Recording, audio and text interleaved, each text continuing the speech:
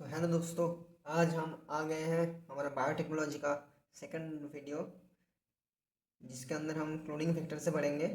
इसके पहले हमने जेल इलेक्ट्रोफोरेसिस तक कंप्लीट कर लिया था।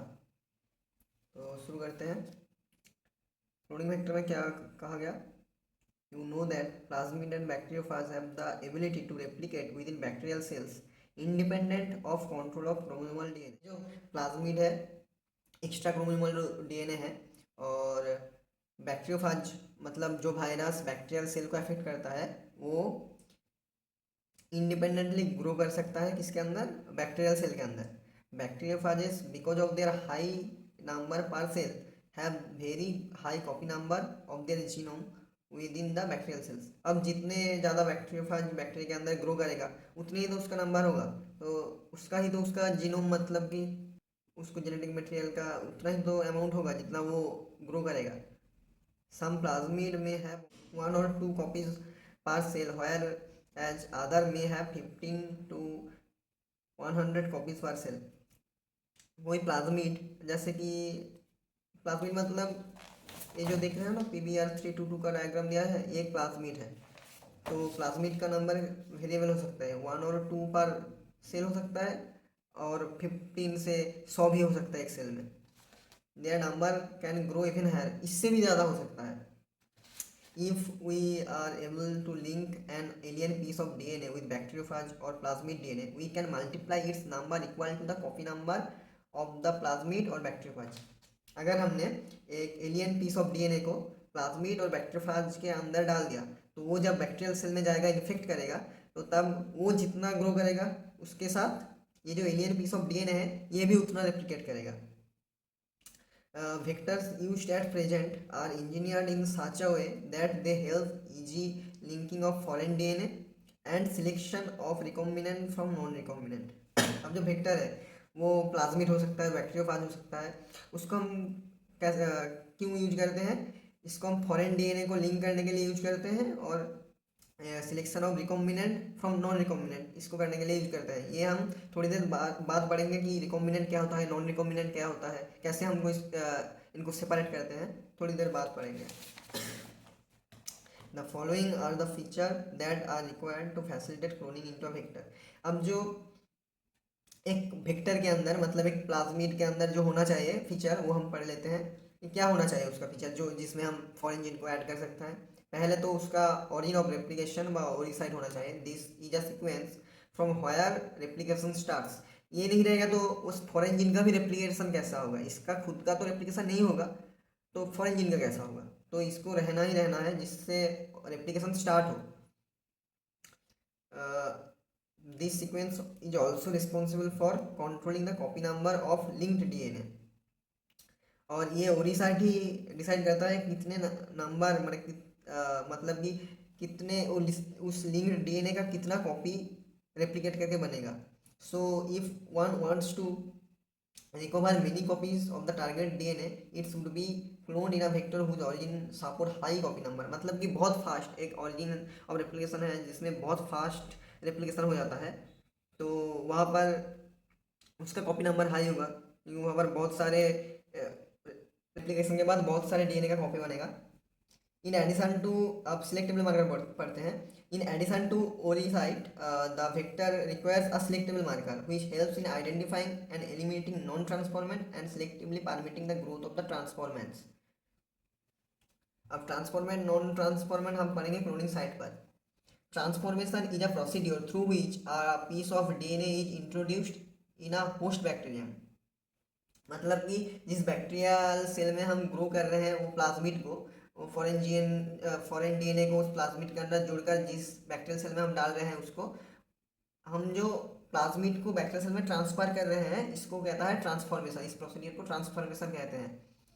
Normally the genes encoding resistance to antibiotics such as ampicillin, chloramphenicol, tetracycline and kanamycin are considered useful selectable markers for E coli. अब E coli के लिए ये एंटीबायोटिक रेजिस्टेंस जो जीन है, उसको हम लेते हैं सिलेक्टेबल मार्कर के लिए।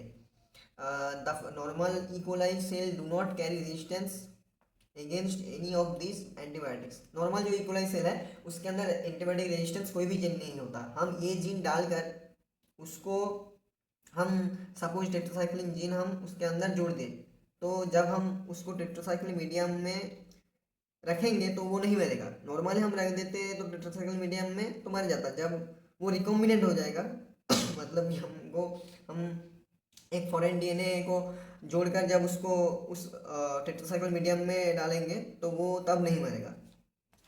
क्लोनिंग साइट क्या पढ़ लेते हैं। In order to link alien DNA the vector needs to have very few preferably single recognition sites for commonly use restriction enzyme. मतलब कि एक वेक्टर जो हम यूज कर रहे हैं उसका एक एंजाइम के लिए एक ही रेस्ट्रिक्शन साइट होना चाहिए। नहीं तो क्या होगा, अगर एक एंजाइम के लिए एक से ज़्यादा रेस्ट्रिक्शन साइट होगा, मतलब सपोज हमने हिंद टू को ले लिया, तो जब हिंद टू का इतना साइट होगा जहाँ जहाँ हिंद टू काट कर सकता है, हिंद टू कर सकता है, तो ये क्या होगा कि ये 3 पार्ट में डिवाइड हो जाएगा। तो प्लाज्मिड ही 3 पार्ट में डिवाइड हो गया तो हमारा फ़ायदा क्या होगा। तो हम फॉरेन डीएनए को इतने जगह पर ऐड करना होगा हमको, तो ये बहुत कॉम्प्लिकेटेड चीज़ हो जाता है। अगर एक साइट पर ही इतना जगह ही काट किया तो हम इस पर ऐड कर देंगे, बहुत इजीली वो हो जाएगा। पर ये बहुत कॉम्प्लिकेशन क्रिएट करता है, तो इसलिए एक ही क्लोनिंग साइट हो ऐसा हम प्रेफर करेंगे।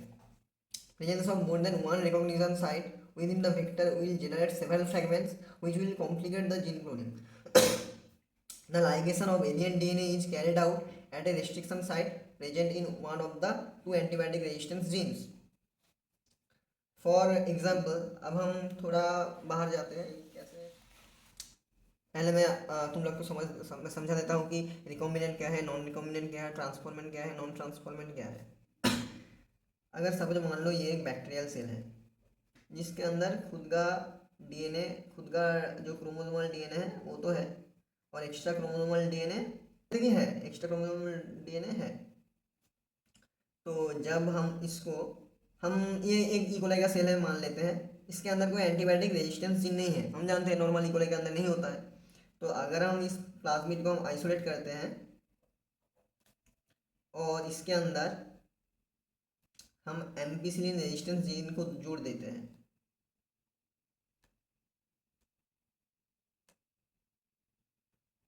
जिनको जोड़ देते हैं, तो अब जब जब मैं इसके अंदर डालूंगा इसको, ये क्रोमोसोमल डीएनए तुम देख लेना, और तब ये इसको हम जब एम्पिसिलिन मीडियम में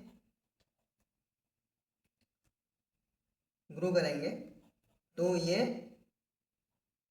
जिंदा रहेगा। अब सपोज इस ट्रांसफॉर्मेशन में एक गड़बड़ी होगी, सपोज ये जो सेल है इसमें ट्रांसफॉर्मेशन नहीं हुआ, तो ये प्लाज्मिड नहीं इसके अंदर नहीं घुसा,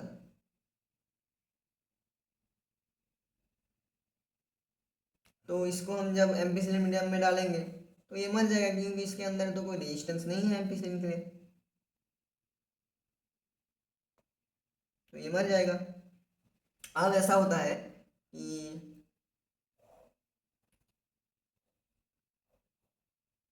हम प्लाज्मिड तो बाहर निकाले, पर अब क्या हुआ कि हमने जो फॉरेन जीन जोड़ने का प्रयास किया था, सपोज वो इसमें ऐड नहीं हुआ, तो अब हम इसको फिर से यहाँ पर डाल देंगे, तो ये जब यहाँ पर जाएगा एम्पिसिलिन मीडियम में तो ये मर जाएगा। तो जब हम फॉरेन जीन को जोड़कर बैक्टीरियल सेल के अंदर डाल सकते हैं उसको, उस बैक्टीरियल सेल को तब हम कहते हैं रिकॉम्बिनेंट।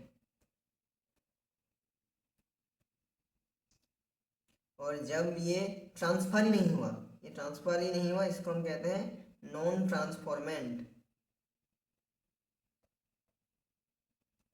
और जब रिकॉम्बिनेंट नहीं हुआ, जैसा था वैसा ही बन गया, तो हम इसको कहते हैं नॉन रिकॉम्बिनेंट,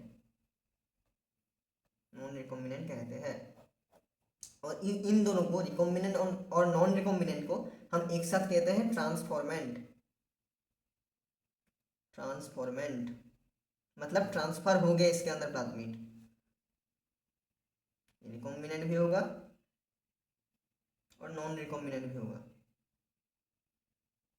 बोथ।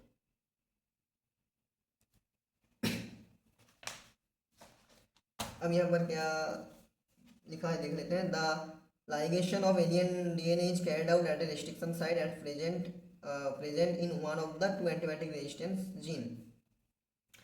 मान लेते हैं कि हम इसके अंदर एम्पिसिलिन रेजिस्टेंस जीन भी है और टेट्रासाइक्लिन रेजिस्टेंस जीन भी है PBR322 के अंदर। इस प्लाज्मिड का नाम कैसे हुआ मैं बताता हूँ। ये प्लाज्मिड का नाम ऐसे हुआ कि ये P फॉर प्लाज्मिड है और BR मतलब बॉलीवार एंड रॉड्रिग्यूज नाम के दो साइंटिस्ट ने मिलकर ये प्लाज्मिड को बनाया था। तो इसका नाम BR मतलब बॉलीवार एंड रॉड्रिग्यूज के नाम पर आता है। 322 हो गया number of assigned to plasmid, मतलब ये उन्होंने 322 बार एक्सपेरिमेंट करने के बाद इसको बनाने में सक्सेसफुल हुए थे, तो इसलिए 322 यहाँ पर है। For example, you can ligate a foreign DNA and BAM HI site of tetracycline resistance gene, the vector PBR322। हम बना लेते हैं छोटा PBR322 का डायग्राम। यहाँ पर सपोज BAM HI है और यहाँ पर है सेल्फा 1, यहाँ पर एम्पिसिलिन है, एम्पिसिलिन रेजिस्टेंस जीन, यहाँ पर टेट्रासाइक्लिन रेजिस्टेंस जीन, यहाँ पर PVU फर्स्ट, PST फर्स्ट। तो क्या कहा गया कि यहाँ पर एक फॉरेन जीन को ऐड किया गया।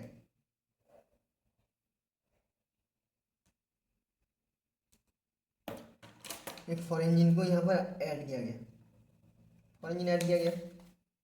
तो the recombinant plasmid will lose tetracycline resistance due to insertion of foreign DNA but can still selected out from non-recombinant ones by plating the transformants on the tetracycline containing media। अब हम इसको bacteria के अंदर डालेंगे तो ये तो tetracycline gene loose कर दिया ना, इसके अंदर फॉरेन जीन आ गया, मतलब उसका सीक्वेंस तो उड़ गया। टेट्रासाइक्लिन का जो सीक्वेंस था, रेजिस्टेंस जीन का जो सीक्वेंस था वो तो उड़ गया इसके लिए। तो अब हम जब इसको टेट्रासाइक्लिन मीडियम में प्लेस करेंगे तो ये मर जाएगा।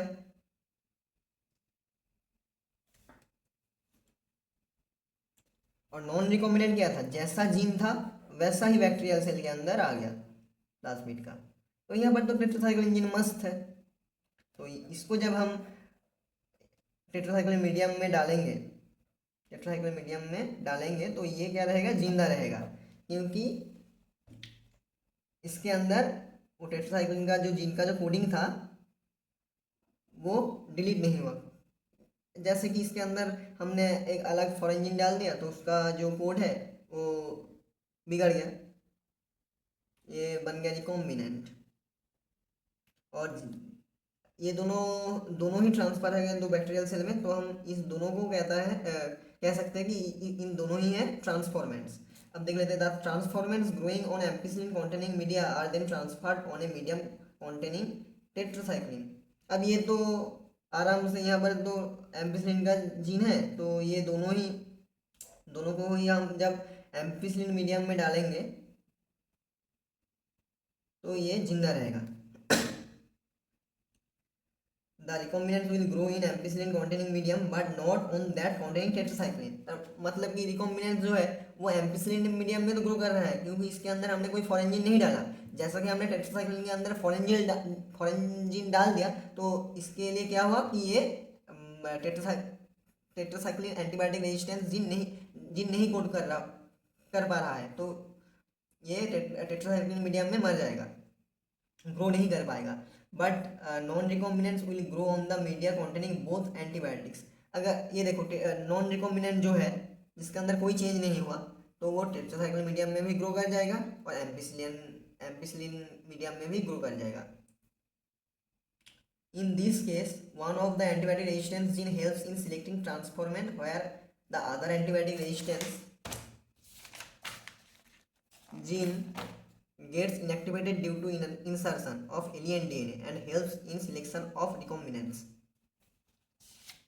अब देखो इसके हम टेट्रासाइक्लिन के जीन के मदद से हम इसको अलग कर पाए कि नॉन रिकॉम्बिनेंट एंड रिकॉम्बिनेंट को, रिकॉम्बिनेंट नहीं ग्रो कर पाएगा टेट्रासाइक्लिन में और नॉन रिकॉम्बिनेंट ग्रो कर पाएगा। अब ये जो प्लाज्मिड है, अगर ये बैक्टीरियल सेल के अंदर नहीं गया तो क्या होगा, तो इसके अंदर कोई भी रेजिस्टेंस नहीं है, इसके अंदर ना तो एम्पिसिलिन रेजिस्टेंस जीन है, ना तो टेट्रासाइक्लिन रेजिस्टेंस जीन है, कोई भी जीन नहीं है, नो जीन प्रेजेंट।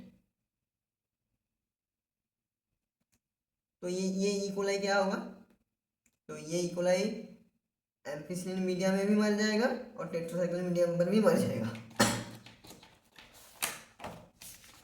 तो यहाँ पर हमने क्या सीखा कि एम्पिसिलिन रेजिस्टेंस जो जीन है उसके मदद से हमने सिलेक्शन ऑफ ट्रांसफॉर्मेंट सीखा कि कौन सा प्लाज्मिड ट्रांसफर हुआ इकोलाई के अंदर, कौन सा प्लाज्मिड ट्रांसफर नहीं हुआ। ये ट्रांसफर नहीं हुआ तो इसलिए मर गया, ये ट्रांसफर हो गया तो ये एम्पिसिलिन जीन पर एम्पिसिलिन मीडियम में जिंदा है।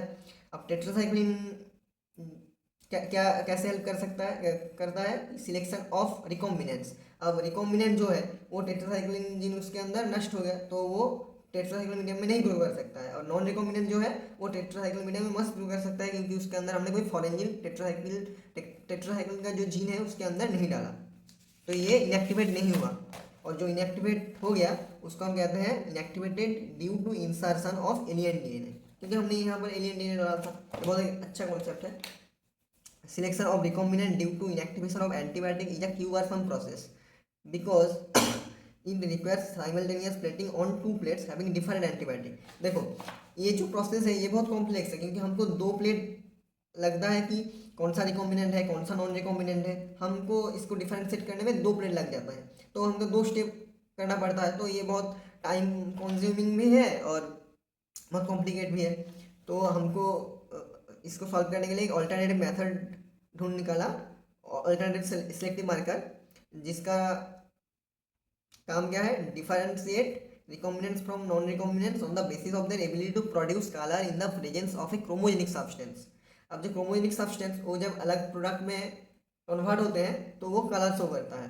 तो वैसे ही एक जीन है lacZ gene, in this recombinant DNA is inserted within a encoding sequence of an enzyme beta galactosidase. This results into inactivation of gene synthesis of this enzyme, which referred to as insertional inactivation। अब हम इसको समझते हैं। ये NCERT के अंदर नहीं है, मैं बाहर से बता रहा हूँ। सपोज हम मान लेते हैं ये एक प्लाज्मिड है जिसके नाम है PUC8। अब इसके अंदर यहाँ पर एक एम्पिसिलिन रेजिस्टेंस जीन होता है और इसका साइज है वो 2.7 किलोबेस पर, ये जानने का इसका यहाँ पर कोई ज़रूरत नहीं, मैं ऐसा ही बता दिया। और यहाँ पर है एक लैगजेट जीन, लैगजेट का जीन है, और यहाँ बहुत सारा रिस्ट्रिक्शन एंजाइम का साइट है, जैसे हो गया HIND2, PST1, सेल फास्ट, बामेचाई, इसका यहाँ पर है इक्वार फास्ट। तो इसको यहाँ पर इतने सारा एंजाइम है और भी बहुत सारे हैं, तो मुझे जो भी याद था मैंने लिख दिया। और एक हम लेते हैं कि एक एम्पिसिलिन रेजिस्टेंस जीन तो इसके अंदर है ही है, और लैगजेट जीन के अंदर हमने सपोज एक इंसर्शन फॉरेन जीन डाल दिया, लैगजेट का जीन है। ये लैगजेट जीन क्या करता है, ये लैगजेट जीन बनाता है बीटा गैलेक्टोसाइडेज।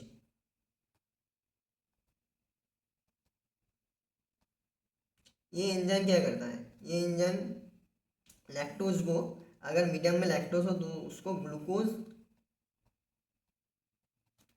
और गैलेक्टोज में तोड़ देता है और ब्लू कलर शो करता है, प्लस ब्लू कलर।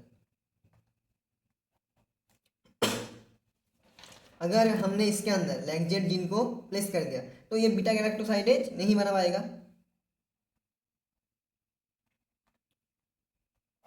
पाएगा, तो इसके अंदर लैक्टोज भी नहीं कन्वर्ट होगा ग्लूकोज में, ये नहीं होगा, ये भी बीटा गैलेक्टोसाइडेज नहीं बना पाएगा, तो ये लैक्टोज के ऊपर एक्ट नहीं कर पाएगा, तो ग्लूकोज प्लस गैलेक्टोज नहीं बना पाएगा,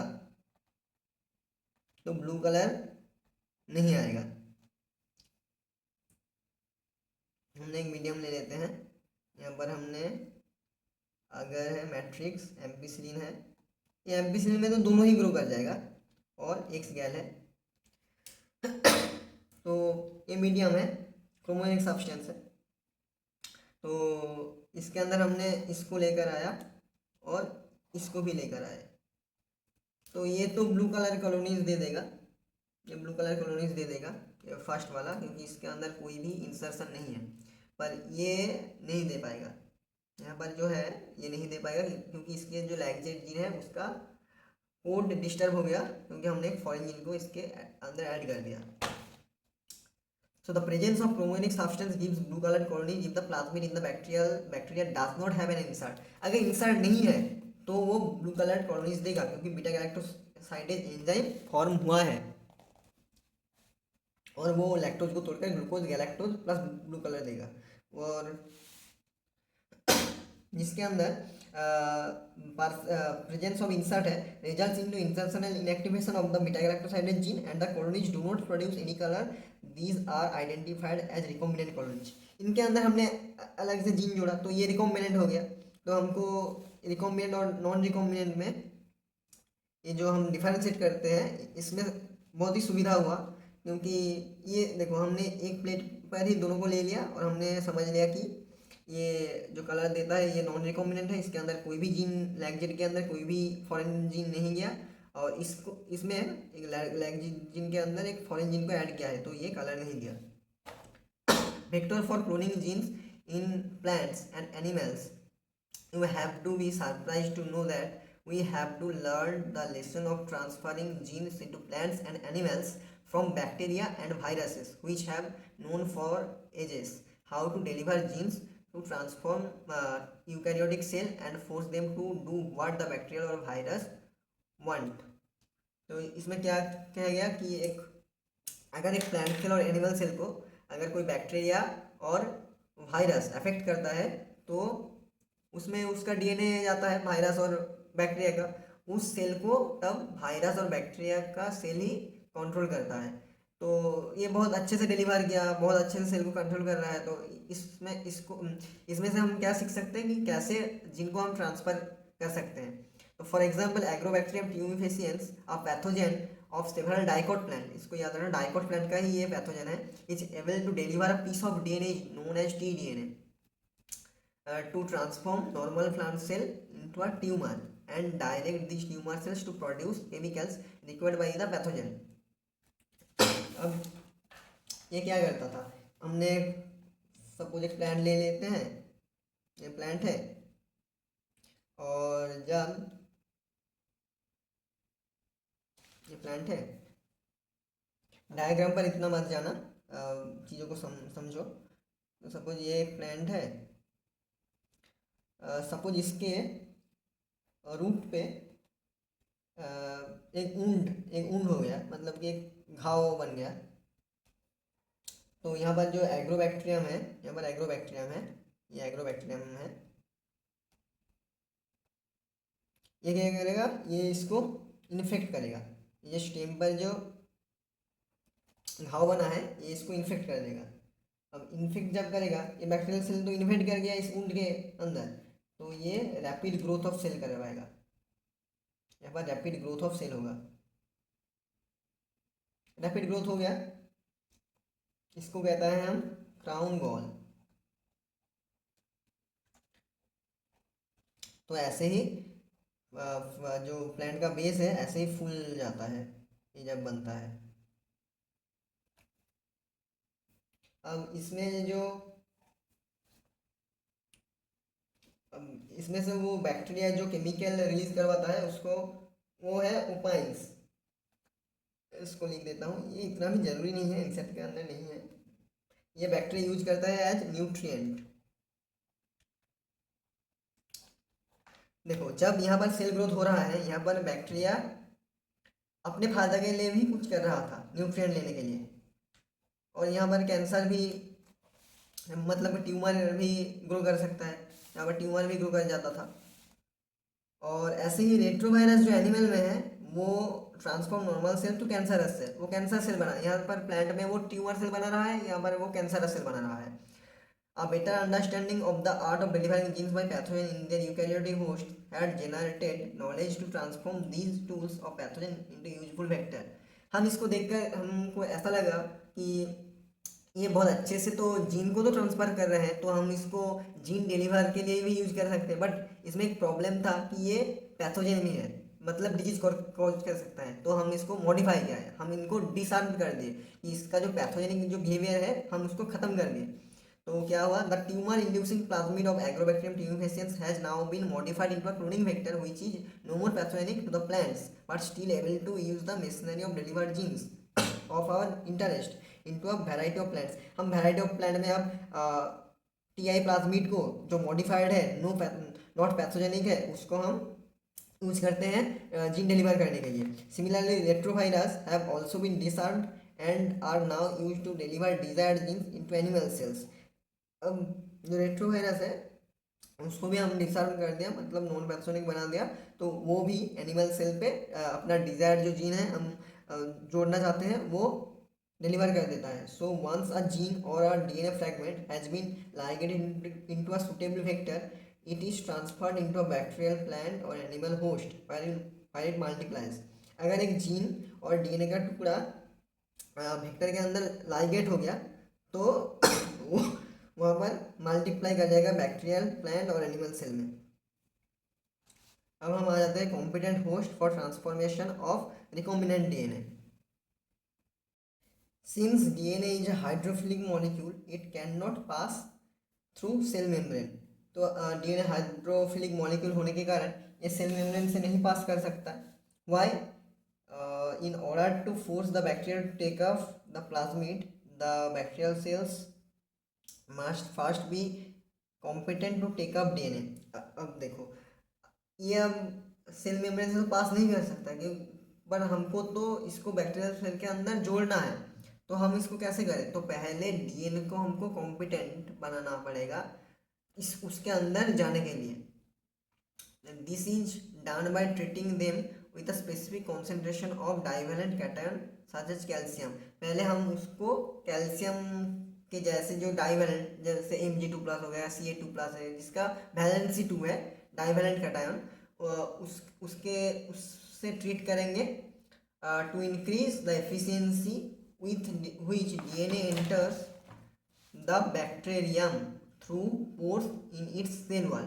अब सेल वॉल के अंदर जो बैक्टीरिया जो पोर्स होता है उसके अंदर से डीएनए बैक्टीरिया के अंदर घुस जाएगा। तो recombinant DNA can then be forced into such cells by incubating the cells with recombinant DNA on ice. अब हम क्या करेंगे सेकंड स्टेप में, रिकॉम्बिनेंट जो डीएनए उसको हम इंक्यूबेट करेंगे आइस में रखेंगे रिकॉम्बिनेंट डीएनए को, followed by placing them briefly at 42 degree centigrade heat shock. अब इसको क्या करेंगे, 42 डिग्री सेंटीग्रेड टेम्परेचर में खूब बहुत ही कम समय के लिए इसको हम रखेंगे। एंड फोर्थ स्टेप क्या होगा, putting them back on ice. अब इसको आइस में वापस रखेंगे। ये क्या करेगा, ये ही एनाबल करेगा बैक्टीरिया को to take off the recombinant DNA. This is not the only way to introduce alien into host cell. ये देखो ये बहुत लेंदी मेथड है, ये बहुत मतलब कि कॉम्प्लिकेटेड मेथड है, बहुत बड़ा मेथड है। तो और भी शॉर्ट मेथड है जो हम इसमें पढ़ेंगे। In a method known as micro injection, recombinant DNA is directly injected into cells of nucleus of an animal cell। अब इसको क्या करते हैं, जो एनिमल सेल है, एनिमल सेल का जो न्यूक्लियस है इसके अंदर हम माइक्रो इंजेक्शन से यहाँ पर रिकॉम्बिनेंट डीएनए को डायरेक्ट जोड़ देते हैं। In another method suitable for plants, cell are bombarded with high velocity microparticles of gold and tungsten coated with DNA in a method called ballistics और जीन गन। जीन गन में क्या करते हैं, gene gun में ये suppose एक plant cell है, यह सेल वॉल हो गया, ये सेल मेम्ब्रेन हो गया और इसके अंदर ये न्यूक्लियस हो गया। अब हम क्या करते हैं कि इस सेल के अंदर हाई वेलोसिटी से एक माइक्रो पार्टिकल हम बॉम्बार्ड करते हैं, मतलब कि कॉलिशन करते हैं, जिसका ये कोर जो है इस ये है गोल्ड और टंगस्टन का होगा, और ये बाहर बाहर यहाँ पर होगा हमारा रिकॉम्बिनेंट डीएनए, जिसको हमको भेजना है उस सेल के अंदर, ये होगा रिकॉम्बिनेंट डीएनए। तो ऐसे ही हम प्लांट में भी डिलीवर कर सकते हैं। अब and the last method uses disarmed pathogen vectors which when allowed to infect the cell transfer the recombinant DNA into host। जैसे कि हमने यहाँ पर पढ़ा टीआई प्लाज्मिड और रेट्रोवायरस की मदद से एग्रोबैक्टीरियम ट्यूमेसेंस को हम यूज करते हैं प्लांट सेल को इन्फेक्ट करने के लिए, और रेट्रोवायरस को हम यूज करते हैं एनिमल सेल में ट्रांसफर करने के लिए। Now that we have learned about the tools for constructing recombinant DNA, let us discuss the process facilitating recombinant DNA technology। अब ये प्रोसेस हम नेक्स्ट क्लास में पढ़ेंगे, पार्ट 3 में पढ़ेंगे। तो रेडी रहिए उसके लिए। Tata bye bye.